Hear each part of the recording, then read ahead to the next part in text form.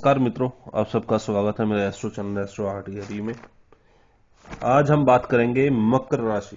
मकर राशि 2023 का कैसे रहने वाला है ये जानते हैं। सबसे पहले आप सबको मेरी तरफ से 2023 की हार्दिक शुभकामनाएं। भगवान आपके हर एक कार्य में आपकी सफलता दिलाए, आपको धन दौलत मान प्रतिष्ठा ऐश्वर्य सुख शांति प्रदान करे। भगवान से मेरी यही प्रार्थना है, आपके हर एक कार्य में आपका साथ दे।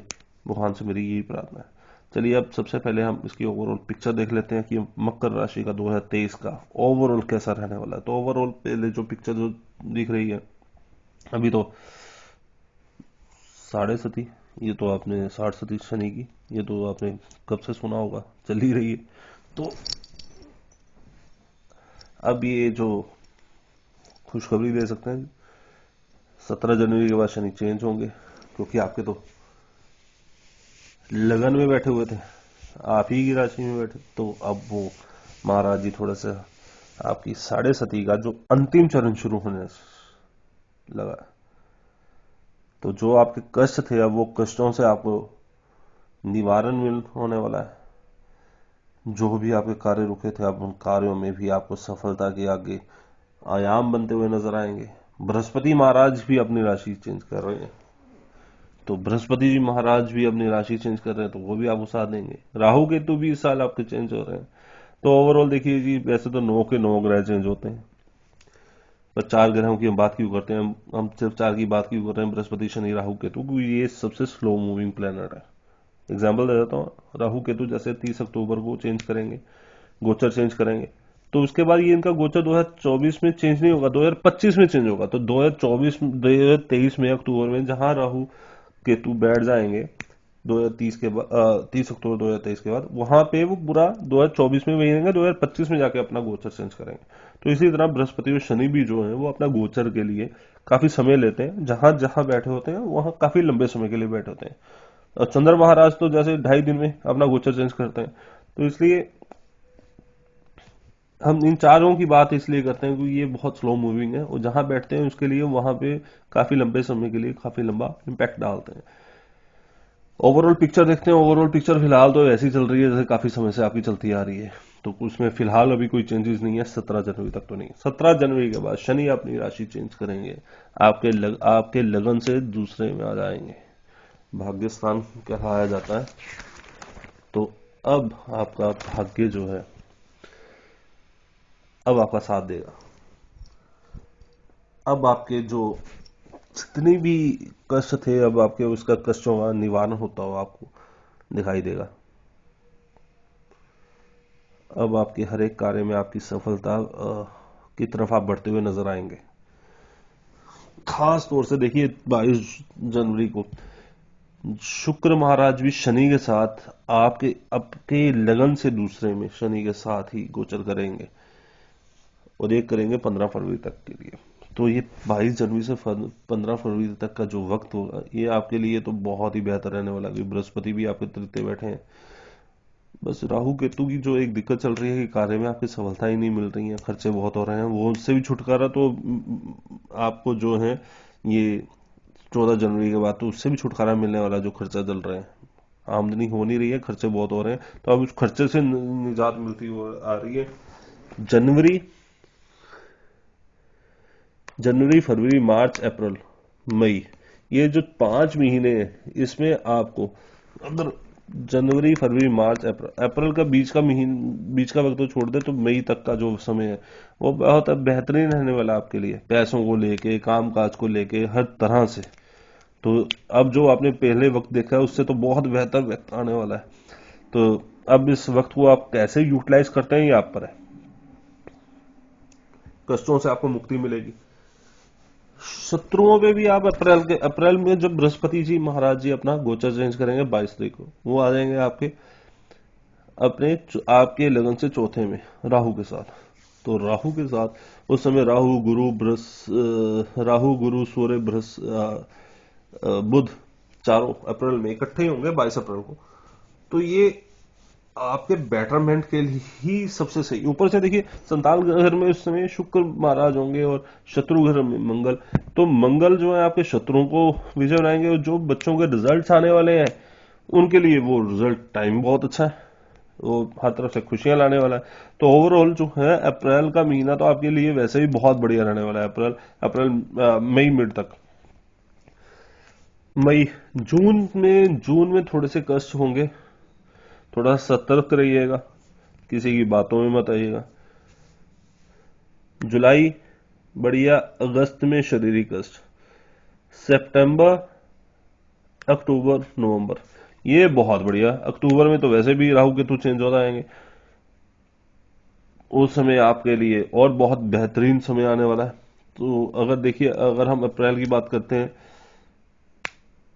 अप्रैल मई, अप्रैल से लेके मई, जून, जून का महीना आपके लिए सबसे बेटर। 30 मई से 7 जुलाई का जो वक्त है, पूरा जून और एक 7 दिन जुलाई के, ये तो वो तो आपके लिए बहुत बेहतरीन रहने वाले हैं। उसमें आप जिनकी शादियां नहीं हुई हैं उनकी शादियों के योग बनते हुए नजर आ रहे हैं, और जिनका वक्त कहीं किसी वजह से कोई काम रुका हुआ था तो उनके कामों में सफलता मिलती हुई नजर आ रही है।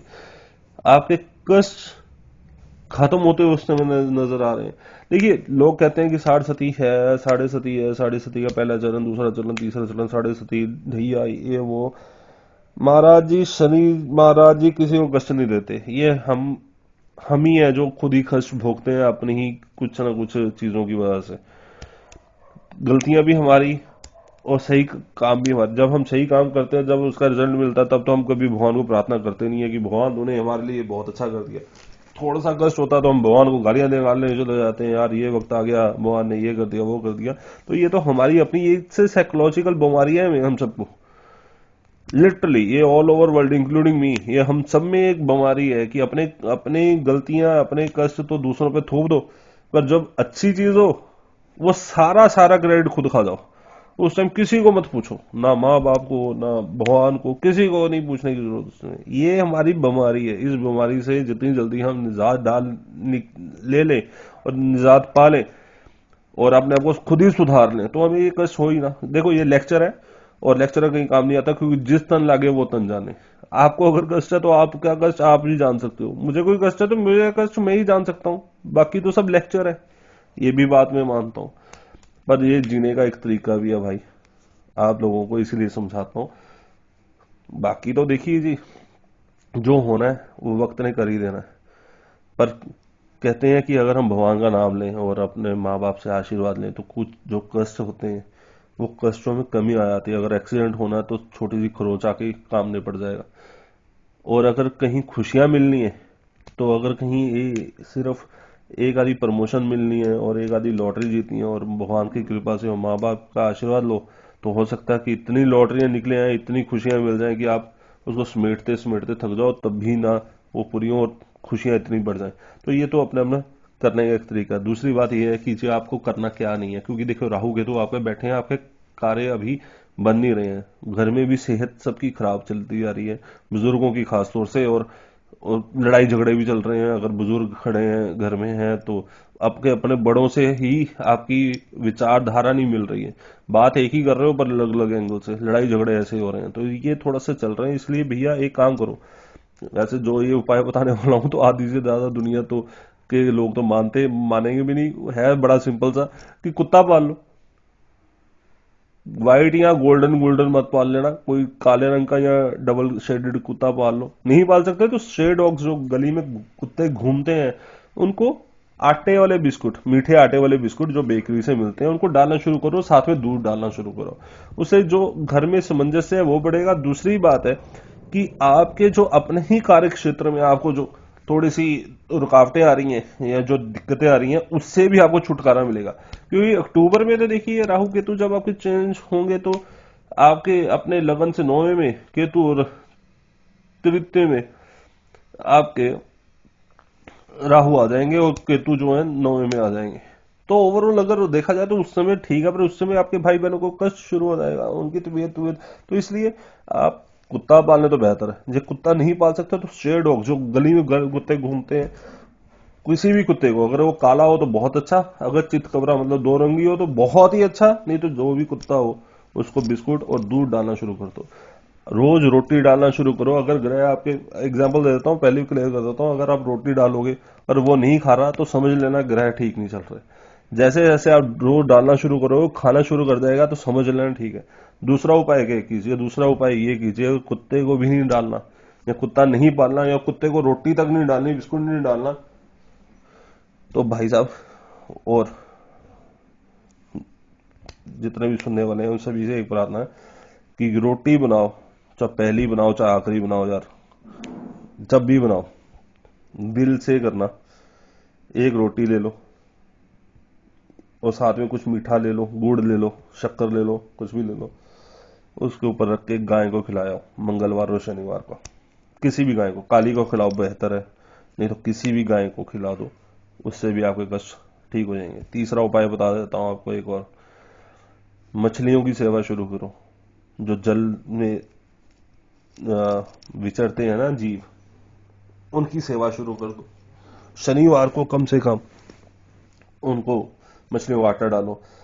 एक चीज जो बिल्कुल नहीं करनी वो ये है कि कोई पंछी घर में नहीं पालना, क्योंकि पंछी आप कैद करके रखोगे तो जितने कष्ट हो, आपको तो ये लग रहा है कि आप तो उसके साथ बड़ा प्रेम प्यार से, पर वो उतना ही कष्ट, मेरे कहने का मतलब समझने की कोशिश करना, बस उतना ही कष्ट पा जाओगे। तो पंछी मत पाल लेना, उल्टा कहीं कोई पंछी बेचने वाला मिल जाए और दिल में कोई भी जेब भी अलाव करे और दिल भी करे, तो पंछी खरीदो और उसको आजाद कर दो, उड़ा दो। जितना खुश रखोगे इन लोगों को, उतना ही आपकी खुशियां बढ़ती चली जाएंगी, आपके कष्ट खत्म होते चले जाएंगे, आप तरक्की करते चले जाएंगे। बाकी की इधर उधर की फालतू की बातें सोचना छोड़ दो, अपने कार्य की तरफ अब आप ध्यान लगाना शुरू कर दो, आपको सफलता मिलेगी ही मिलेगी।